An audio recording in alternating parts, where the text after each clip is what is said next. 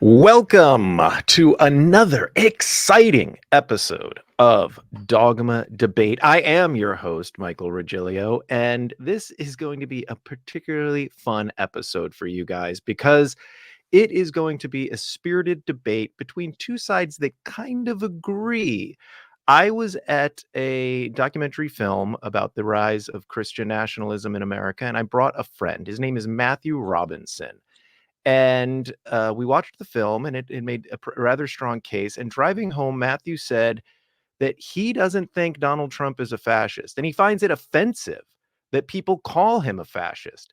Now, Matthew is a friend of mine, and he's a political guy. He's a smart guy, but on this particular subject, I think he's just dead wrong. And I said, why don't you come onto the show and defend this position of yours? So let's start by welcoming Matthew. Matthew, welcome to the show. Thank you for having me, Michael. And if it's any consolation, I think you're being hyperbolic and you're dead wrong as well. So Oh, that's no consolation at all. In fact, it enrages me and makes me want to argue with you. So good, let's good. let's dive right into it. So the debate we're going to have today is Donald Trump a fascist?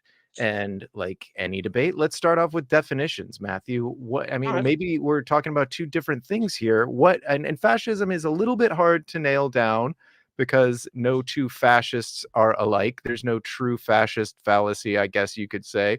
Why don't we start with you? How do you define fascist? Well, you definitely are right. Fascism differs from communism, where there's not really an underlying ideology that one can attach itself to. You don't have the Communist Manifesto. You don't have a political ideology system of organizing. Fascism is more of a theory of political action. My definition of fascism, I mean, if you're looking at the Merriam-Webster definition. It's a political philosophy, movement, or regime that exalts nation and often race above the individual, and that stands for centralized autocratic government headed by a dictatorial leader. Severe economic and social regimentation and forceful suppression of opposition. Now, to me, that seems to be a sufficiently vague and expanded definition of what fascism is. For me personally, I take the opinion that fascism is more of a historical anachronism. So it's basically it is tied to movements of the early 20th century, Italy, Germany, Romania, Oswald Mosley, and Great Britain, um, certain aspects of Vichy France. It's more of a historical anachronism that's comparable to Jacobinism. So when looking at fascism, I think there you can draw useful comparisons to what's maybe going on now, maybe certain tactics, and there might be things that are similar to fascism. But when you start calling Trump a fascist, the reason I would say it offends me is because it feels more like you're making a political argument and you're trying to persuade the public to a particular point of view as opposed to making a accurate assessment of what's going on. I think there's also other historical things that you can look to, historical events that you can look to that explain the present moment that are actually more useful than fascism. Okay, let's stop right there. And so, right off the bat, when you read uh, your or Merriam-Webster's definition of fascism, I honestly wanted to say, okay, and case closed. I mean, you just described Donald Trump, in my opinion. And when you talk about fascism, you talk about it in the form of the European fascism of the mid 20th century, Mussolini, Hitler, and stuff like that. My first question is to you: did both of those fascist movements in both Italy and Germany, did they Mm-hmm. just start at the finishing line? Did they just walk onto the scene as fascists, full blown? They were exactly what they said they were going to be, or does it start with a seed and grow into what we understood to be fascism? Well, I think this is going to be the crux of our argument. I think we're going to take certain historical events and align that with where Donald Trump is right now and predict whether or not he is in an earlier incipient phase of fascism and whether it's going to go to the ultimate conclusion that is a fascistic takeover. So, one of the most influential books I read about fascism is Robert Paxton's Anatomy of Fascism. And Wow, I think so his funny def you would mention him. I've got quotes from him right here yeah, I ready to know. I go.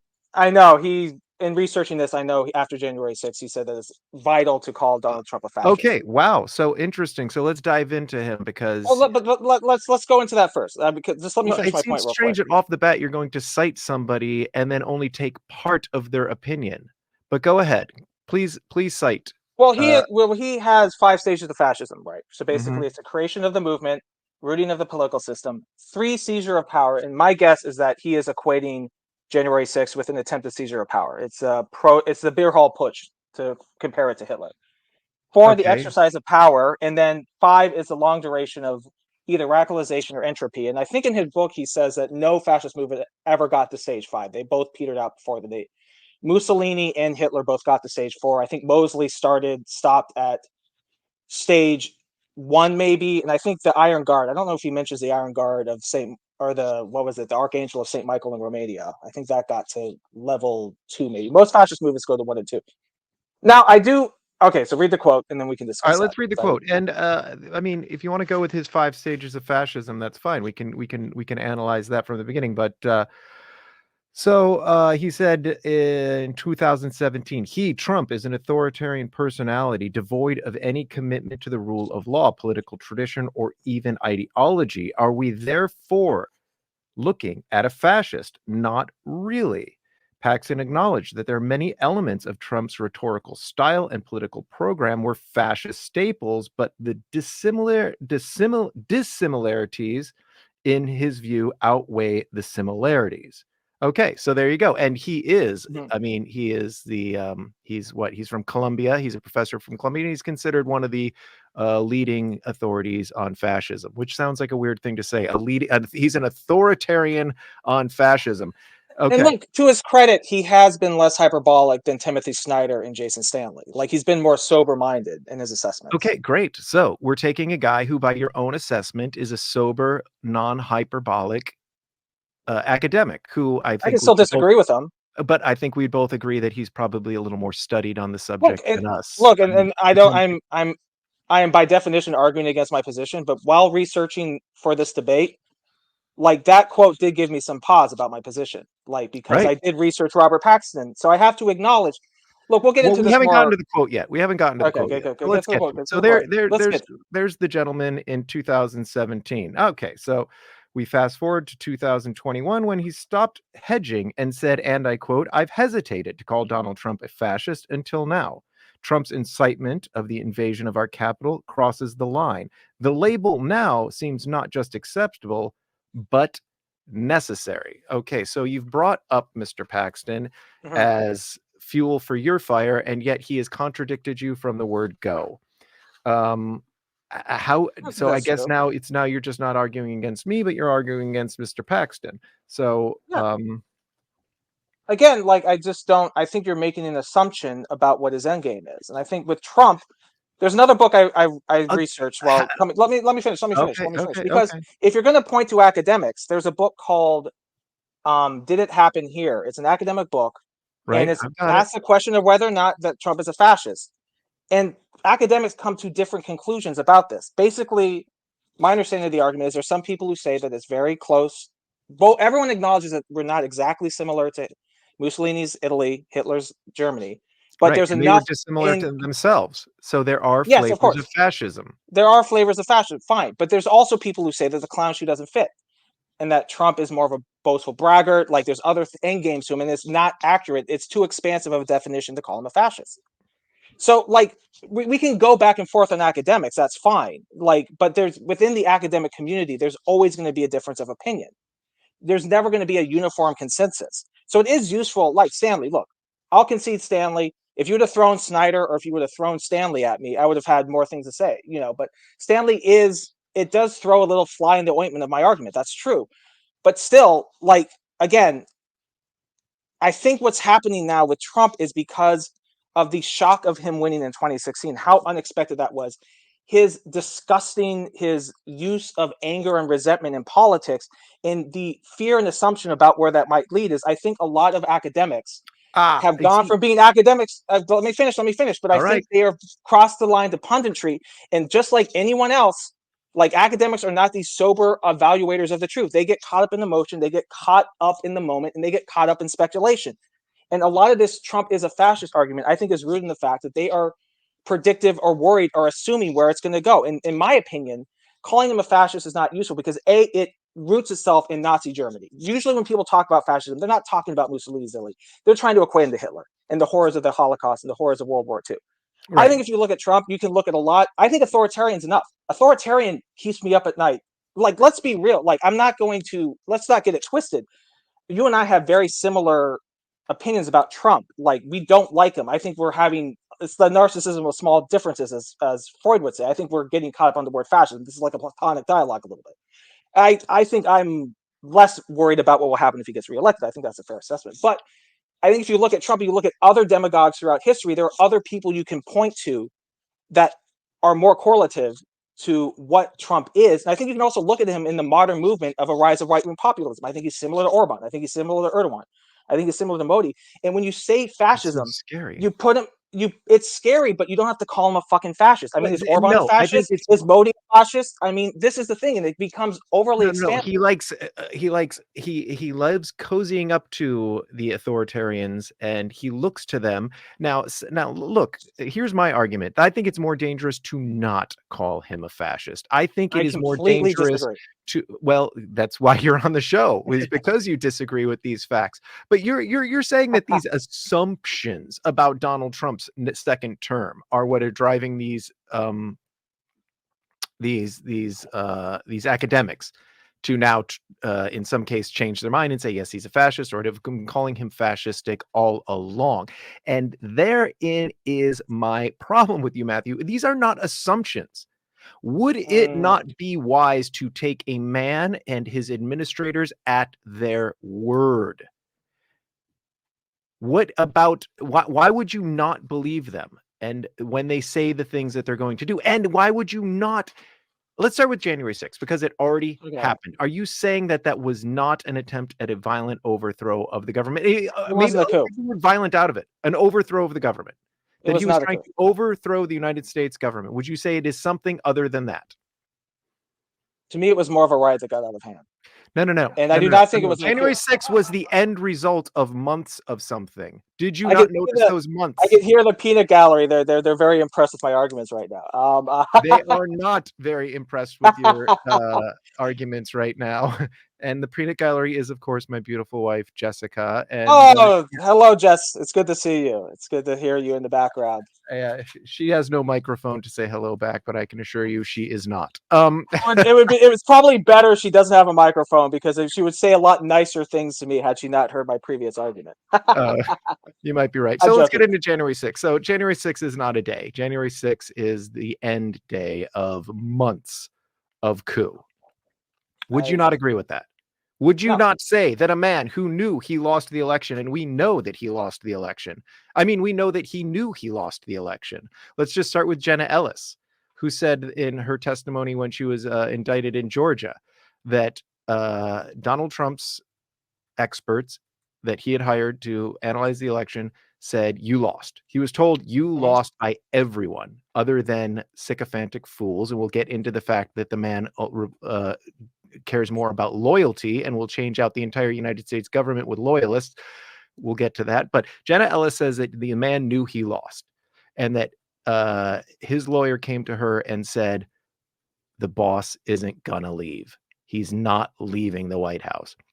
He knew he lost, and he was not going to give up power. Now, in the United States of America, we transfer power based on the results of elections. So if you do not give up power, that is an overthrow of the government. You are overthrowing the constitutional government of the United States of America. You cannot hang on to power. It's not a thing you can do. The very act of trying to hang on to power is a coup. It is not a thing you can do. And so by creating a narrative, a lie, which it was, we call it the big lie, that he won. And we know that this was a lie, Matthew. I mean, do you deny that there's anything to these lies, to this bullshit? Wait, I mean, yeah, Trump completely. Yes, he was a Right. baby who couldn't accept the results of the election. But No, again, he was a fascist. he wasn't a fascist. No, because He was authoritarians do overthrowing the that. United Look, States government. That is one yeah, step but of fascism. but why is it? Authoritarian But power, dictatorial power. That is yeah, what he was again, doing. He wasn't being a authoritarian, baby. authoritarian power is enough. You don't have to call him a fucking No, because fascist. there's more to fascists. We're just going with one point. I'm going to keep calling him a fascist, and I will not stop calling him a That's fine. fascist because I'm looking at You're the long game. I'm looking at the full picture right now. So authoritarian, politics is an persuasion, attempted and you're coup, an undermining your attempted attempt coup, to change people's minds. you can say that it was a riot and that it was a bunch of dumb fools, and it certainly was. No one's going to deny that. And that it was a riot that got out of control, but it was a riot that, if the riot hadn't happened, if he had done it without a single window being broken, without any feces being smeared on the walls of the Capitol, if he had just done it through his cockamamie plan with fake electors and everything, it would have been a coup nonetheless. A non-violent coup. It ended up turning into a violent coup, and a very violent coup at that, with people chanting "Kill Mike Pence," his very vice president. And when um when Kevin McCarthy called him and said, "You got to call off your goons," and other people, we know that people, person after person, went to him during those hours of January 6th as he watched it on TV and told him to call it off. He said no. He said, "Maybe they just love America more than you, Kevin," when Kevin McCarthy called him. So maybe maybe he did. Maybe, I mean, I say of course he incited the riot, but maybe you could say that there's some wiggle room there, that the fools started the riot. The fact of the matter is that, Matthew, and if you had the power, and we know that Donald Trump had the power to call it off at any given time, because when he did tweet "Go home," they went home, and we have footage from inside the Capitol of them reading the tweet and going, "Trump says go home, let's go home." He also incited the riot in a number of ways. Number one, not just sending them to the Capitol. Okay, you could say that there's some wiggle room there. When they got to the Capitol and they were smashing things and they were entering the Capitol, what did he tweet? He tweeted, "Don't hurt the Capitol police officers." He didn't say, "Call it off, go home, don't hurt the senators, don't hurt the congressmen, and don't hurt Mike Pence." He didn't say any of those things. These people know how to read between the lines, and this is dog whistle politics. You don't have to say it. We know that this is how things have worked from the beginning. And so they get in and they're smashing. He says, "Don't hurt the Capitol Police." Now, if I sent a mob to your apartment that you live in, and I know that you don't have a doorman, but and they were smashing their way into your apartment building, and all I did was tweet at them, and I had the power to call it off. "Hey, don't hurt the doorman. He's on our side, or he's a good guy." And I didn't say, "Don't hurt Matthew." By omission, I said, "Hurt Matthew." So it is a violent coup.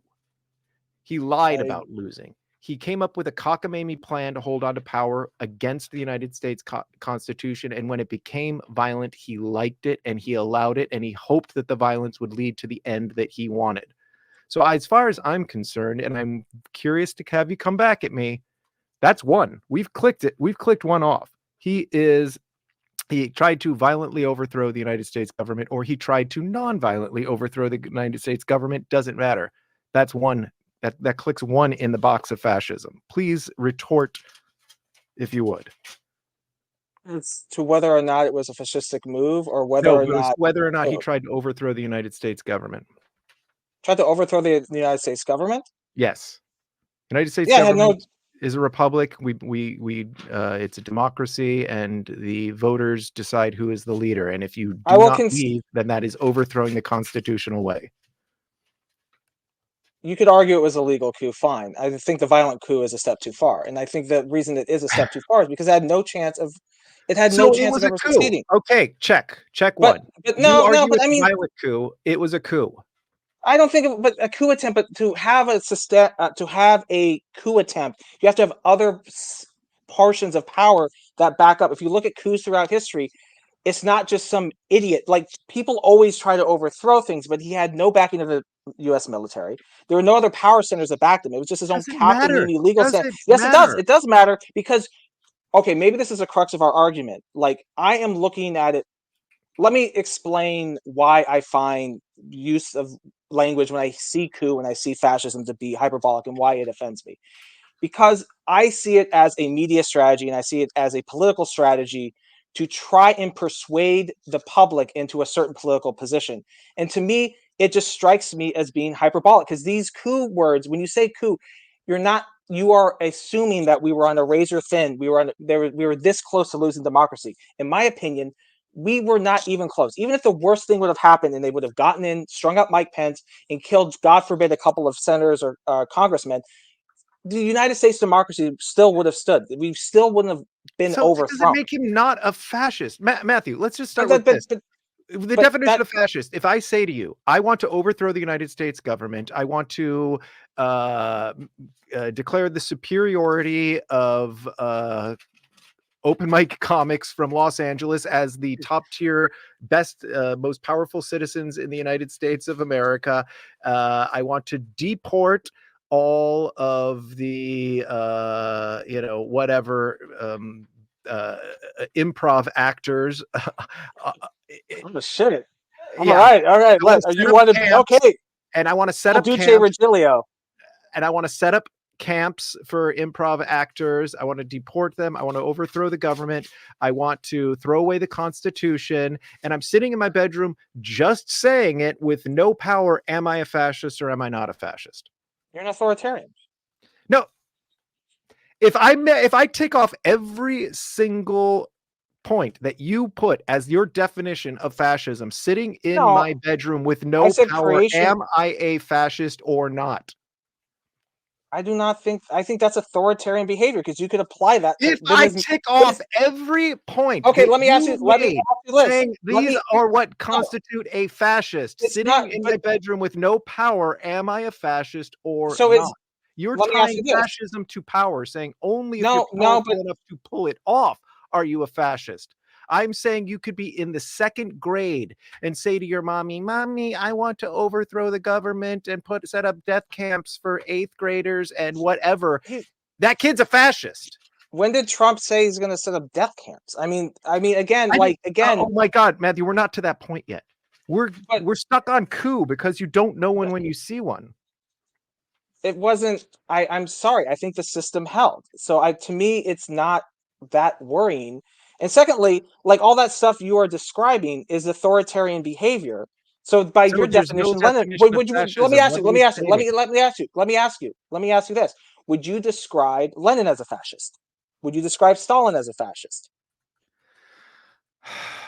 How is this relevant? Okay, you know what? Without doing my research, I would say that Lenin probably not. Stalin almost certainly yes. Although Stalin was simply extolling the superiority of the state and of the party, but still, it wasn't an ethnic group, so to speak. But he also did ethnic cleansing, but he did a plenty Also, of but cleansing as well. But that doesn't matter because you've yet to answer my question, you fence sitter.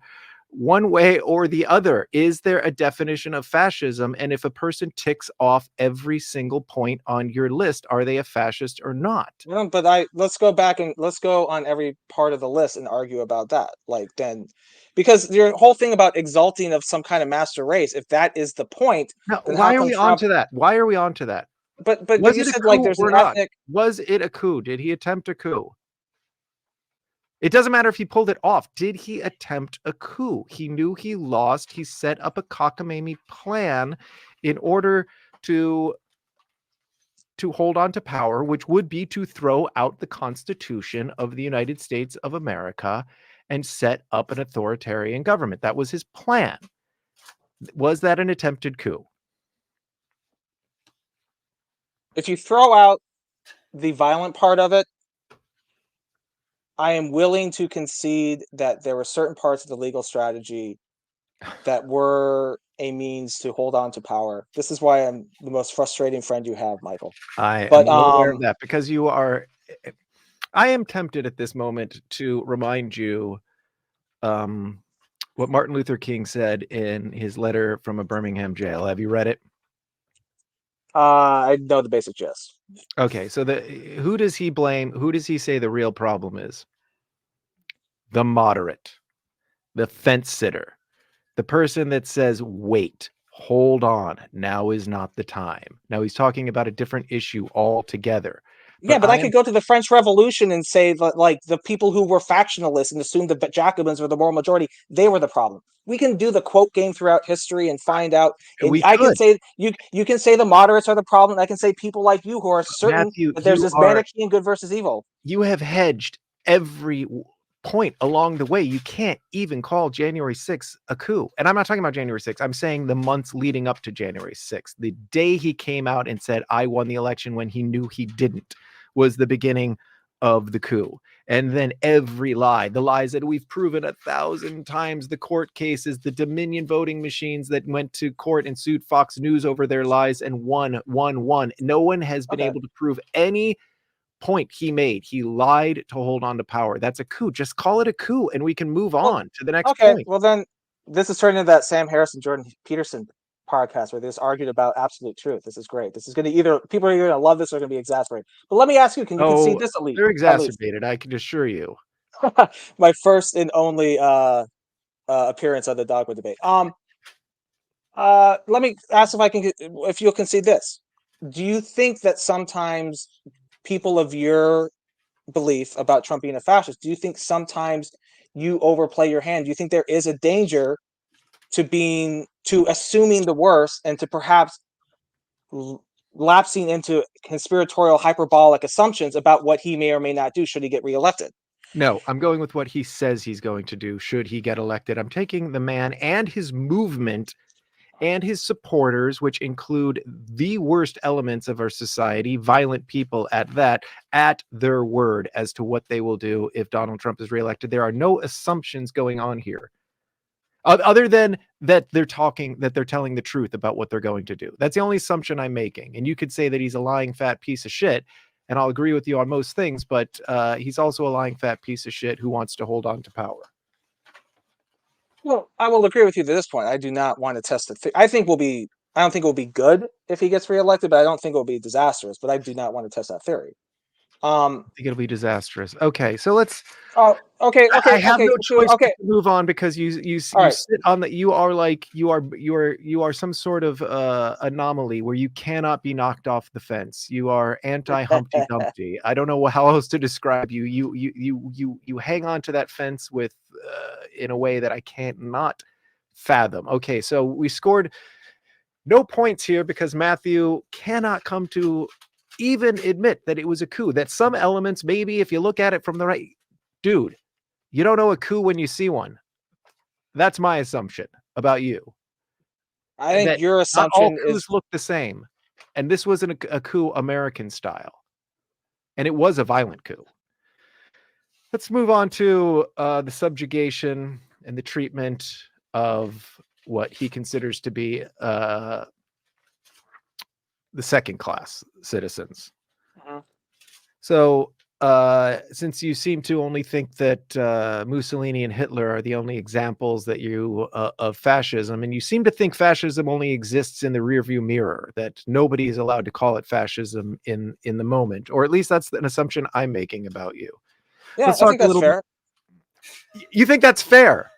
I think that's a fair assessment of my position. I think Right. that's Okay. So, I mean, maybe just I could reasonably I end this think interview right now and go, okay, so that's it. What point is there to argue with somebody that doesn't think you can call something in real time fascism, that it only because exists in the rearview mirror? So would historians you will look call back. someone a Jacobin? Would you call someone a Jacobin if they were I somewhat similar to I would Robespierre? I call mean, somebody a jack off and has been, and I'm might tempted to call you that right now.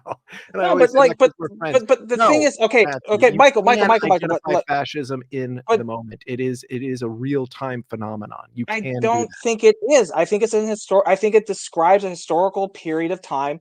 It was the beginning of mass communication, industrialization. It was post World War One. There, it because what you are describing basically is demagoguery and populism, and then basically you can go back to fucking ancient Rome when the populares were trying to gain power and they were fascists because it's just a mode of political communication. It's a mode of political communication that uses the us versus them dynamic that appeals to human emotion. That it's a form of like my point is that like this is to a certain degree this has been a strain of politics since the beginning, and to me you are just using fascism because it is the most emotionally charged word out there and it can persuade people to be anti-Donald Trump, which we should be anti-Donald Trump, but in my opinion it's contradictory. It works against you because the moment people of your side of the political aisle start saying fascism, people start rolling their eyes and you don't persuade the people you need to. Maybe I'm not trying to persuade the people that I need to. Maybe maybe I'm just trying to call a fascist, and that you see, now you've just admitted that you have ulterior motives going into this, and that Well, your motives are to be, this lukewarm water running between. no. Well, then what are your motives? I mean, look, I want to move past this because I honestly I honestly don't know what to do with this position of you can't call someone a fascist in real time. It I is only something you can historically look back upon and identify as fascist. So, how sad for you that when people look back at this time and say the guy was a fascist and they hear this interview and they go, "Well, he was wrong." Like, I mean, I so mean, somebody calling Hitler a fascist in 1933, I mean, maybe let's say 36. I mean, once he was in office, mhm. would they have been wrong to do so because they didn't have historical context? I mean, if we extend my argument that fascism is a political ideology and a political movement of that specific time, yes, that would be accurate because it's within the historical time, right? So it was like, okay, so let me try and explain my argument a little bit more. Okay, so you have different periods of history, right? And within that period of history, you have Mussolini, you have Mosley, you have Cordonau in Romania, you have Hitler. So within that post World War One to end of World War Two era, you had a burgeoning form of political movement and political ideology that came out of those specific historical circumstances. Right now, we are in a dangerous right wing authoritarian moment. And you have Erdogan, you have Modi, you have Orban, you have Vucic in Serbia. You have these right wing populist leaders, you have Bolsonaro. And it's similar in certain ways to post World War One, World War Two history, yes.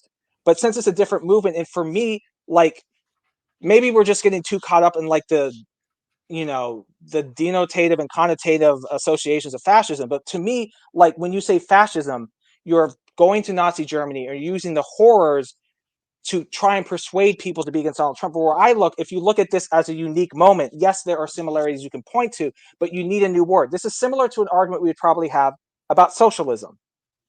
Socialism that Bernie Sanders espouses is not the socialism of the 1900s. It's a more redistributive form of capitalism to help with the vicissitudes there. I would And agree with you would that. talk, and you would I don't want to get argue into that it, but I would agree with it. but and to me, fascism, it's like maybe your opinion is like maybe you think I'm being too caught in the historical definition of fascism, historical era. But to um my point is that the moment we have right now, we need a new word for it. It shouldn't be fascism because it has connotative associations in the past and it drives people into a hysterical frenzy comparing us to Nazi Germany. Honestly, honestly, like when I said that Trump isn't a fascist, I mean a lot of this is a form of political communication, how this happens in the modern media ecosystem, right? So you have like this moment right now. Like to me, we need a new word, like a new word for like modern political movement because fascism is a World War One to World War Two phenomenon. This stuff that's happening now, because when you call Trump a fascist, you pull him away from Modi, you pull him away from Erdogan, and you pull him away from this moment that we have right now of right wing authoritarian adjacent populism. And I think people lose the perspective of what's happening now. And they also lose the perspective of other historical moments. For example, like if you look at the Nazi Party, I would argue that there's not the same seamless transition between the rank and file Nazi and the like elite Nazi, the upper echelon Nazi. To me, it's more akin to the French Revolution and the Cordelier Club and the Jacobins and how they used the Paris Commune to obtain political power and the uneasy relationship they had with the political street violence. I think there's other things you can look to that explain how Trump is potentially dangerous, and I think it helps you assess the actual threat and learn other ways that you can try to manage and overcome it, as opposed to just saying, "Well, it's Nazi Germany. That's it." Okay. So, says the guy who just said that he doesn't think Donald Trump's second term would be that disastrous. I mean, so either we can assess the threat or we can't. That said, Well, my reason, I my I have reason. Okay, one last let I me have get. Okay. one last question before we move on, because we have to move on because I sense the wheels spinning in the mud here, and we're just not getting out. Um, So you're saying that when somebody calls Donald Trump a fascist, they are trying to tie him to Nazi Germany and the horrors of Nazi Germany. So are you saying that Hitler was not a fascist before the final solution? When did he become a fascist? Because the horrors of World War II were the end result of Hitler's Mhm. fascism and insanity and every other thing. But he was certainly a fascist before we got to the final solution. I mean, a lot of this is stuff that you determine looking back. Like you don't know in the moment. Like we Okay. would not know. But So he okay. wasn't a I'll answer this. fascist. Hitler wasn't a fascist until No, the death no, camps. Yes, no. he I was a mean, fascist before the death camps. no. If I'm gonna say Mosley was a fascist, then I would say Hitler was a fascist. You know, earlier on. Fine. When? Yeah. The exact point. I mean, When he pushed Hindenburg out of power? Before? After? What year? At what point was what he a exact fascist? point? Yes. Well, by your definition, it would be the moment he I'm not started. asking for Like, my definition. When was Hitler a fascist? When could you call him a fascist? when could I call him a fascist? Pushing Hindenburg out of power and Mussolini, the March on Rome. That was a Hindenburg pushing Hindenburg out of power. I mean, he took, Well, when he had the power sharing with Hindenburg, obviously Hindenburg died fairly early on, but Hindenburg was a figurehead at that point anyway. yeah, and they the mistake, and this is one thing that I will point to that is similar to our present day situation, is that Hindenburg, much like the Republican establishment, thought that by bringing Hitler into the political system, they could calm his worst motives. Italy made the same mistake with Mussolini. So look, Exactly. you're never going to get me to disagree that there aren't similarities. Like I Right. just to me, using the word fascist is just a bridge too far. Now, when would he become an actual Hitler-like? Can I fascist? call him Hitler-like? Would that be better? Or would that also be hyperbolic? I think Hitler like is hyperbolic because you're assuming you're playing the horrors of World War II to persuade a political population to come to your conclusion. If you call him Mussolini, like I would be more comfortable with that. Okay. Mussolini-like. Wow. Okay. Let's move on to I think Trump is his delusions are not to the Hitler level. I think they well, let's are start with that. Let's start with Mussolini. that. What about calling his political opponents vermin, which is straight out of the Nazi playbook? What about saying that immigrants are poisoning the blood of America? I Directly mean, quoting Adolf Hitler. I mean, again, like that is Maybe authoritarian Hitler-like? Can behavior. we go with Hitler-like? Can we move from Mussolini-like to Hitler-like? I mean, again, like you can find political leaders; they don't have to be fascists to be pieces of shit. You know what I mean? It's kind of No, no, like, no. I was asking if that was Hitler-like. That he said that the immigrants are poisoning the bloodlines of America. Let's listen to a little bit of what Donald Trump yeah. has had to say about immigrants and see if maybe you find this to be a little bit Hitler-like. 22-year-old nursing student in Georgia who was barbarically murdered by an illegal alien animal. The Democrats say, please don't call them animals. They're humans. I said, no, they're not humans. They're not humans. They're animals. Nancy Pelosi told me that. She said, please don't use the word animal, sir, when you're talking about these people. I said, I'll use the word animal because that's what they are. Oops, what happened there? Alice in Chains? No, that's What a dang, man! You're bad saying I'm luck. down the hole. I'm down the hole after that mic drop argument. Hold on, I don't know what's going on with this thing. Here we go. Uh, Now we have to edit that out. I got to write it down or we're going to get a copyright violation. My least favorite dang. Alice in Chains record at that. At Really? least I You're could more have of a played. facelift guy? No, Dirt would be what I was into. Oh, dirt. That's off dirt. That's down the hole. No. Oh, you're right. That is Downer Hole. I thought that was Yeah. Jar of Flies. Sorry. I just heard the Oh. bad acoustic guitar. Anyway, that said, I'm writing Yeah. down this timestamp real quick. Some of their audio production has not aged well. I will agree with that. You're not Okay, getting off the so hook that easy by getting me into an I know, Alice in Chains conversation. I know. Okay, Hey, let's let me get imagine these. that we didn't hear Alice in Chains there. Okay, so there's Okay. Donald Trump calling immigrants animals. All right. We know he called his political opponents vermin as well. Do you deny that? Do I have to play you the clip? I could find it. Local opponents calling them vermin. Yes, I've read that clip. I've seen the clip. Okay. That is something all authoritarians do. So that does not. I would not say that's Hitler adjacent. That's also Lenin adjacent too, if we're going to be honest. The demonization of immigrants and calling them vermin. Yes, that is Hitler adjacent, Hitler like, and Mussolini like, and should be denounced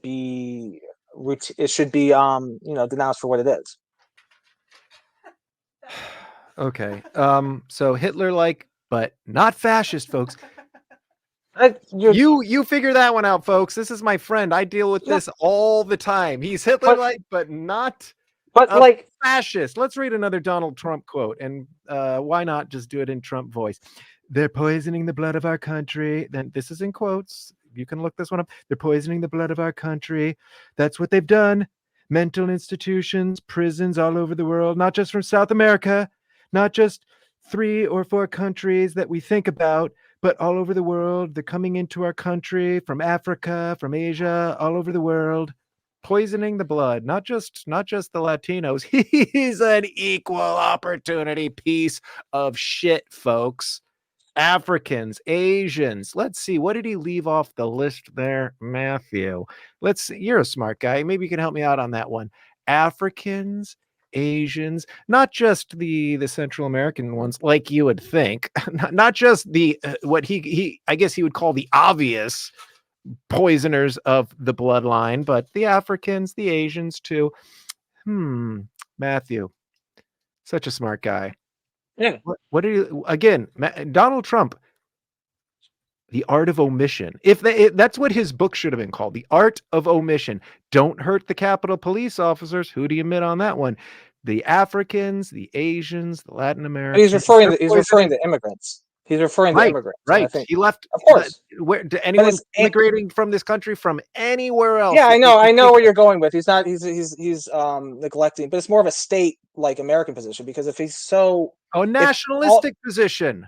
Yeah, nationalistic. Yeah, and again, nationalistic position. Let's see. Hitler, was he Michael, but in any way associated with nationalism? What was the name of his party again? Again, but there's nationalists who aren't. Just being a nationalist does not make you fucking fascist. Right. We're sewing together little pieces of information, Matthew, into a nice quilt of fascism to wrap around you that you can wear everywhere you go and go, I've been talked off the fence for the first time in my damn life. Yeah, but so much of what fascistic energy is, a lot of fascism is about military expansion. It's about militarism.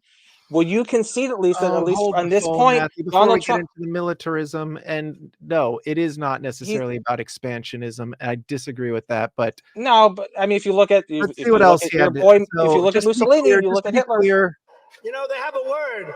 It sort of became old-fashioned. It's called a nationalist.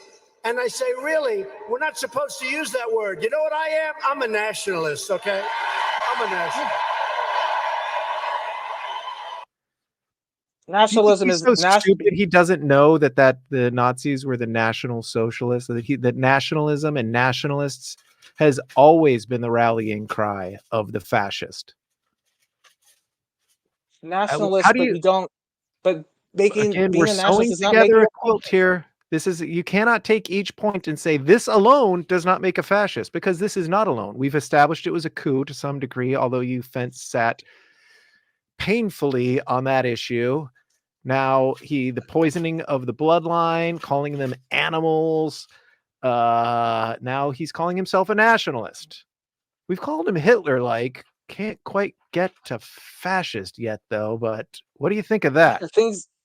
Things that are similar do not necessarily mean they are there's similarities. Fine, I'll grant that. But again, to call him a fascist, it just feels like a bridge too far. There, you are relying on an expansionist definition. I think. No, I am not. We haven't gotten into expansionism.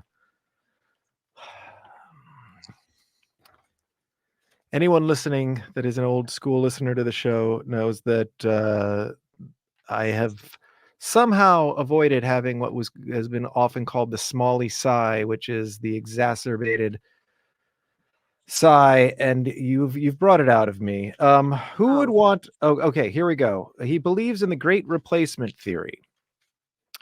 You remember when the Nazis marched in Charlottesville, chanted "Jews will not replace us"? Quote: This is March 2nd, 2024. That can't be right. That means it's current. That means that this is a hint at what we might get in a second term. That rather benign second term you speak of. Quote: Who would want this open borders where people are allowed to come in from mental institutions and jails? They're trying to sign them up to get them to vote in the next election. Biden's conduct on our borders is by any definition a conspiracy to overthrow the United States of America, and Biden and his accomplices want to collapse the American system, nullify the will of the actual American voters, and establish a new base of power that gives them control for generations. That sounds like projection to me. Projection and an admission of his racist policies at the same time. And he's anti-immigrant. I mean, that's a lot of people are that. I mean, that's a fundamental Right. us versus them. But again, it's like, do you have to be against the Jews to be a fascist, or can you just pick a people you want subjugated? but immigration is a little bit different. Immigration is a little bit different than citizens within your own country. Like that's a little. I know you don't think that's distinguishing. Immigrants are. I mean, you could talk about illegals, but then again, he just says immigrants. So, well, I'm assuming he's talking about illegal immigrants, or people across the border, undocumented, whatever word you want to use. Okay, let's see if this sounds familiar. And babe, wow. My wife's over there, and she is my babe. Matthew, you are the furthest. I have scrambled your brain so much that you called me babe. I'm glad I got the sign. I got an unintended babe. And Matthew, you're so smart, and you know so much about fascism in the mid 20th century. Well, how about this one? Quote: We will root out the communists, Marxists, fascists, and radical left thugs that live like vermin within the confines of our country. The threat from outside forces is far less sinister, dangerous, and grave than the threat from within. That sounds so gosh darned Hitler-like that it could have been Hitler. I bet you I could read you a Hitler quote and tell you it was Donald Trump right now, and you would say, well, still doesn't make him a fascist. I mean, that's me speculating, but yeah. But again, the enemy within, Lenin says similar things, Stalin says similar things, Robespierre says similar things. Again, I think my thing is that there are certain, maybe this is where a disagreement goes. Like, I'd like to think I'm pretty well read in history, and I've studied a lot of authoritarian movements. And to me, authoritarian is scary enough. And I think the disagreement we're having is like, when does it cross the line from being rank and file, everyday authoritarianism to fascism? And I like the idea of rank and file everyday authoritarianism. I mean, I know that sounds excessively dismissive, but that's not my point. The fact that you think his second term would be, I mean, I'm not going to say you said it was benign, but you certainly didn't think it was going to be all that bad. I think, but this is the reason I think. What makes you think he would leave after a second term? What makes you think that after trying to hang on to power that first time, that he would not just hang on to power forever, and that he is correct? I don't think he'd be able to. That stood in his way last time, which gets us to the loyalty question. Okay. Let me answer that. So to me, it's not that I think that Donald Trump's motives are not dark and sinister. I think they are.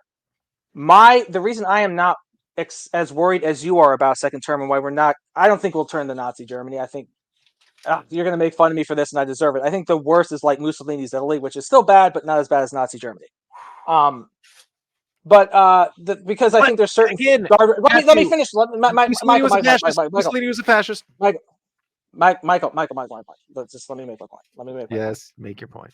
So the reason I am not as scared as you or some other people on the progressive left, or the people who are like liberally minded, is because much like with January 6th, I struggle to make this comparison because it's probably just going to get me into more trouble. But I remember when the riots in 2020 were happening, and a lot of people were getting worried. And I said, it's not going to be that big of a deal. It's going to dissipate.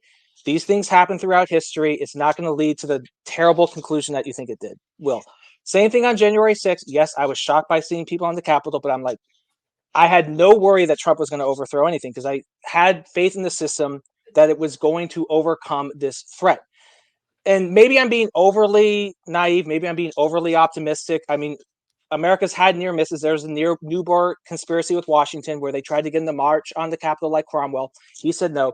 The fact that Washington voluntarily abdicated power, unlike other countries. I mean, had he not done that, we could have had a French Revolution situation where John Adams is chopping off Thomas Jefferson's head. But Washington set that example. And there are things about emergency powers that are scary, the vagueness and how that could theoretically prolong something. But I feel this is another reason I have a problem with calling him a fascist and making allusions to Nazi Germany, is you look at certain historical facts and there are differences, there are antibodies within the American system that allow us to resist these threats. And when you start saying he's a fascist, it starts becoming the self-fulfilling prophecy that should he come to power, we are going to become Mussolini's Italy. We're going to become Hitler's Germany, when I think there are stark differences between us and them. And I don't think it's going to happen. We will become Trump's America, and that could be just as bad or bad in different ways. And all you did was make an argument that the American system is strong and can resist fascism. You made no argument against Trump being a fascist whatsoever just then, to be clear. I think I have. But I mean, my entire argument. Not just then, when you said that you weren't afraid that he was going to hang on to power because that the American system would hold. That was no statement therein whatsoever saying that. My entire argument is that fascism is a historical anachronism that should be looked at within that period. So that is moving past that, because that completely makes our debate pointless. If I had known that was your point, we maybe wouldn't have even had this episode, that you can't call anyone a fascist. That there's no way in the moment to call anyone a fascist, and that's your point of view, then why would we have even had a debate that Trump's a fascist? You should have just said, I cannot call anyone a fascist under any circumstances as long as it's happening in real time. You can only call someone a fascist in the rearview mirror. Therefore, what is the point of debating whether or not Trump is a fascist when you clearly cannot call anyone a fascist? If Adolf Hitler came back today, ran for president, and said, I'm going to do the exact same things I did in Germany, you would say, I can't call him a fascist. Because that would never happen, because we're a unique historical time.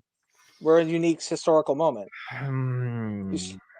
Trump wants to execute generals and push political opponents and the unloyal out. He attacks judges. He said that Mark Milley, Trump said, for another Republican, would use the Department of Justice to go after and indict political opponents, as he claimed his political opponents have done against him. He said that the so-called weaponization of federal law enforcement could certainly happen in reverse. Now, I don't think that it happened to begin with, the weaponization of the justice system to go after Trump. I think they have every reason in the world to go after Trump and his allies, and that we'll see what the courts have to say about that. But depends even on the court they were somehow, what's that? I said that I think certain court cases are stronger than others. Right, but they have a right to go after him. They have the right to go after him. But he's saying that it could certainly happen in reverse. Do you think that it would be right to put Joe Biden in jail? No, of course not. We're talking about a guy that literally started his campaign for president by saying he was going to lock up his political opponent. Yeah, that's authoritarianism. Like Lenin did similar things.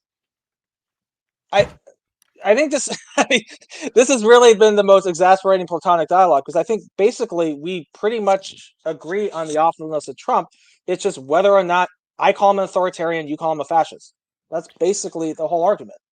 Right. But we're trying to have because people want to actually listen to. I've changed my point of the episode here from convince you that Trump is a fascist to convince you that somebody could be a fascist in real time.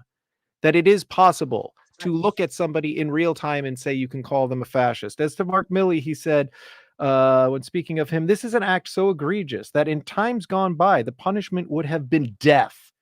A war could have been the result of this treasonous act. Treasonous act because he told the Chinese counterparts that that there wasn't going to be a war with America, or that Donald Trump wasn't going to be allowed to start a war. He said, I mean, people of all political that he should have been put to death, and the chairman of the Joint Chiefs of Staff. I mean, Ceausescu, sends people to death. That's not a uniquely fascistic thing. Like I just sentencing people to death, not but it does, okay. But I mean, it's authoritarian behavior. It's dictator behavior. It's. But again, we're sewing together a little quilt. A fascist quilt. We're taking one little patch at a time. A patch does not make a quilt. It's not until you've sewn them all together that you have a quilt, Matthew. Yeah. And like the AIDS quilt, you're going to want me to have AIDS after this. Let's talk about the demand for loyalty. Yeah, Stalin did the same thing. I mean, I like Michael, we can play this game all throughout. Like, you are pointing out things that like authoritarians do. And authoritarianism is bad. Like, then why do you say that Donald Trump's second term wouldn't be that bad? Just out of curiosity. No, the reason I want to get into the loyalty thing, and the RNC is the perfect example that not even Ronna McDaniel on her knees kissing the ring, Ronna McDaniel was good enough. It had to be Laura. Have you ever read Howard Fast's The Naked God about the Communist Party? These are what authoritarians do. Okay, let's move away. Tell me right now why Donald Trump's second term wouldn't be so bad. You said you're not scared of it. You're not scared of it. No. So, what I said is loyalty, vermin, bloodlines. In not true so bad. Why? Matthew Robinson fence-sitter fashion, I said I don't think it will be as bad as people think, but I don't want to test the theory. So I'm not entirely confident on that.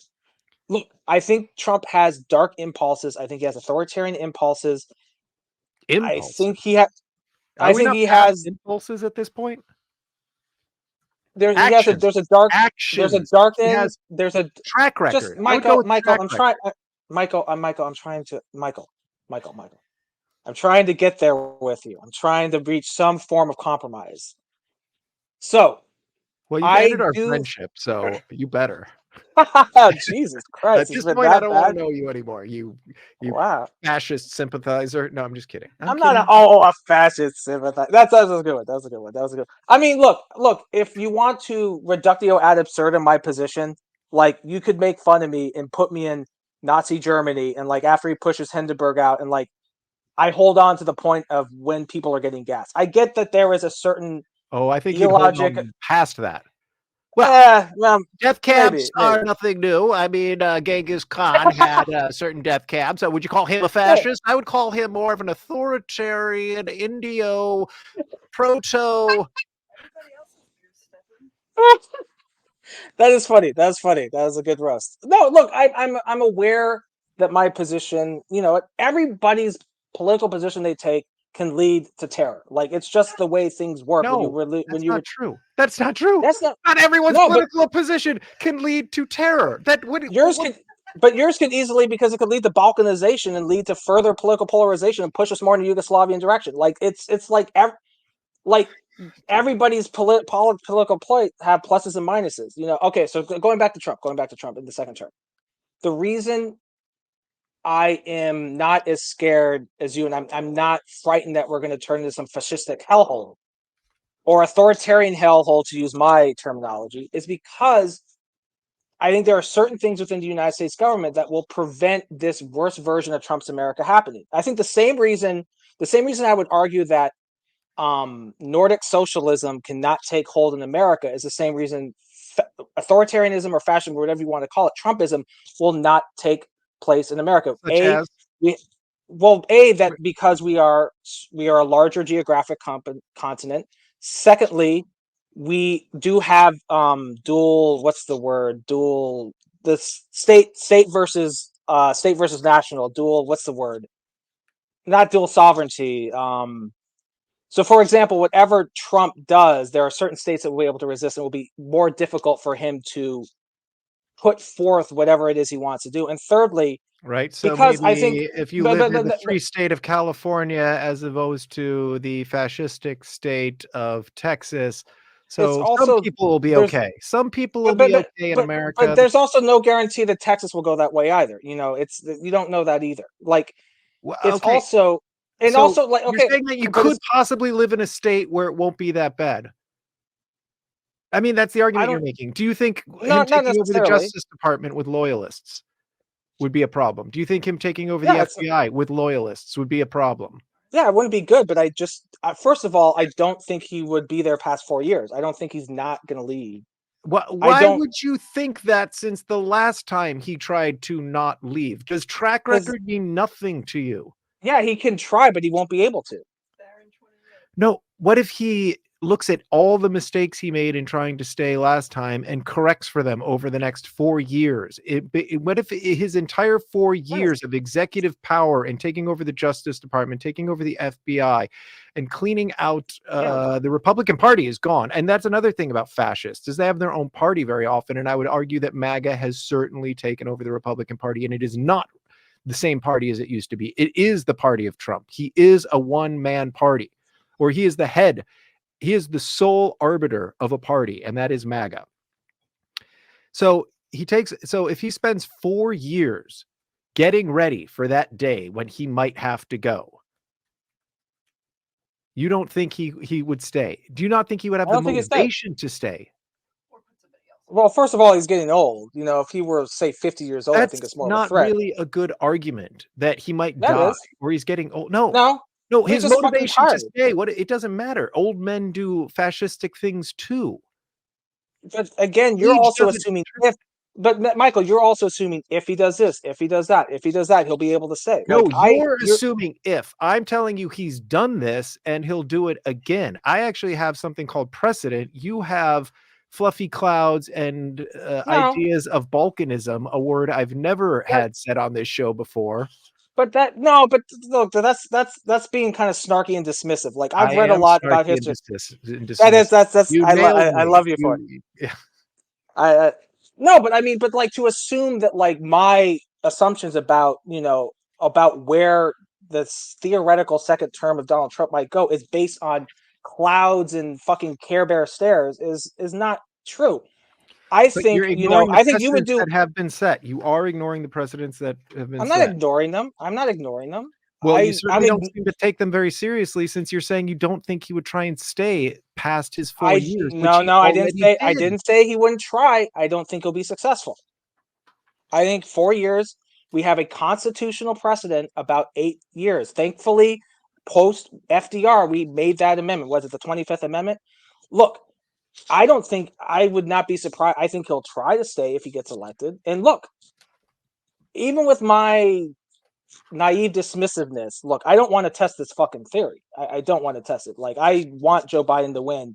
Like, when 2020, the results were coming in and it looked like Trump was heading, I was like, maybe we should go to fucking Canada. So look, maybe I'm being a little bit more cavalier, and as we get closer, it looks like his win. Like I might change my thought.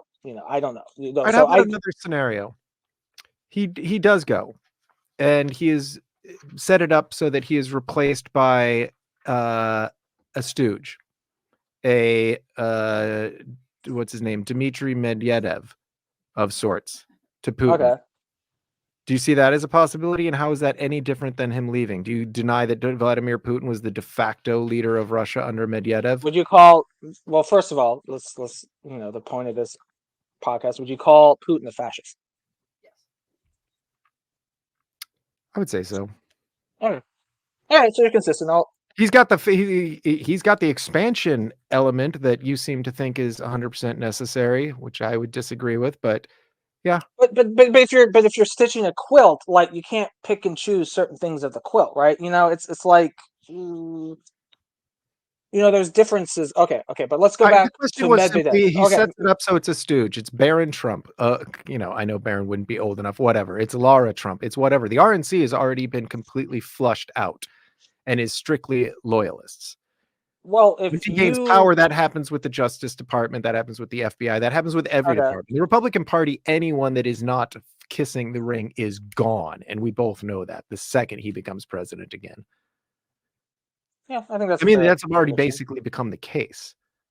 Yeah, The no. Republican Party platform is currently whatever Donald Trump says. Well, We if we don't look dare at have a history, platform any longer. for your thing about a Medvedevian, dodge, Trump. Okay, so for that to happen, Trump would have to. Okay, so he gets elected, he steps down, and then you have a Democrat running against whoever he hand chooses. Mm-hmm. You would have to guess for your argument to work. Trump would have to have not only reworked the justice system, but to rework the electoral system, where Yep. he's basically doing a sham election similar to Orban, Vucic, or other authoritarians that I've Yep. referenced. Yep. I could see that I mean, happening. even okay. So hypothetically, first of all, I don't think Trump has the political talent or acumen that Putin has. Well, he So doesn't need it. He's got people around him. Donald Trump doesn't have any political acumen or intelligence, but it's the people that the truly talented. I mean, not that he has. He does have a clown car, but he also has people that know how to get stuff done. well, I will Around. agree with this. It's not Donald Trump. If you ask me who I'm more frightened of, it's the people who view Donald Trump as an instrument to their political agenda as opposed to the man himself. So we would find agreement there. I mean, look, theoretically that Stephen could Miller happen. would be the Oh, architect of that. Do you not deny that he is a capable and dark character? yeah, he's certainly more capable than Bannon. Yeah. Um, okay, so if we call Trump a fascist and say he's Hitler or Mussolini like, if Trump loses or dies, then the movement would end with them because right after Mussolini died, his portraits were taken down. Hitler's portraits were taken down, and Trumpism would die with Trump. If you think Hitler, let's say Hitler won World War II, do you think Nazism would have died with Hitler? I don't. Had he won World War II? Yeah, I think you're And right. not I died. think He won World War II. He didn't blow his brains out in the basement. He lives another 10 years and passes the torch. And in 1955, someone else becomes the head of the Nazi party. so. Hitler basically is like the Communist Party in a way. Like Lenin gives way to Stalin. Hitler Mhm. finds his own. Yeah. That's an interesting theory, Michael. Let me think. Well, you haven't done any thinking yet. So nice. I did walk right. I did walk right into that. I did walk right into that. No one roasts me like you do, Michael. You're the best at I roasting tell me. you I'll what, give you Matthew. that. I tell you what. I tell you what. I want you to think about this, and I want you to give me the answer in the Patreon section of this show. And I want to talk about Trump's second term and what it might be like. And I'm going to make a few more arguments for fascism as we go along. So if you want to hear what Matthew Fence Sitter Robinson has to say as he's been painted and backed into a corner, will he fight back? We'll see in the Patreon section. You can join us and the conversation continues at patreon.com. So go to dogmadebate.com to join our Patreon. You can jump into the conversation because the conversation continues. In fact, Matthew Robinson. Yes. Hey, what's up, Michael? If I give you a 1-month membership to our Patreon page, will you jump into the conversation? People are going to have a lot to say. Will you get in there? Will you debate Wait. people in the comment Oh, section? It won't be comment live like section. this. Comment section. Comment section. Okay. I That's a mean, yes. It's a yes. yes, I'll yes, pressure him. sure. Don't worry, folks. Yes. Okay, great. It's So if you it's want to it's actually engage with Matthew Robinson, maybe to tell him you think he's right, maybe to tell him you think he's wrong.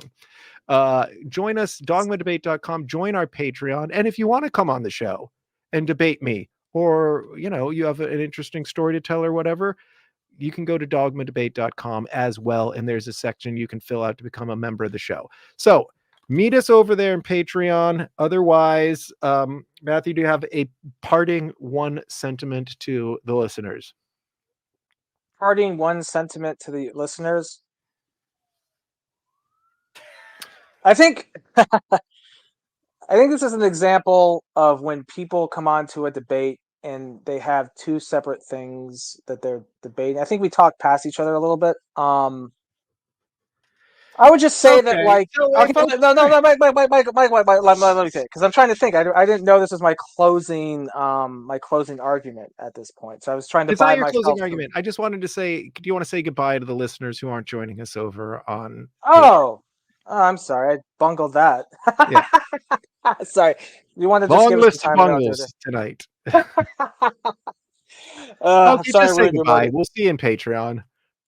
Great talking with you, Michael, as always. Even though we do have our disagreements, it's always a pleasure to debate with you. You're always a No. We're going to strong. continue debating. That's the whole point. Oh, You know what, Matthew? You've bungled this Jesus too much. fucking. Okay. Okay, Bye. just join See us you. on Patreon. Matthew's going to be on the comment boards. You can talk to him yourself. You can get some you get some fence sitting in print. Patreon.com, or I mean dogmadebate.com. Join us over there.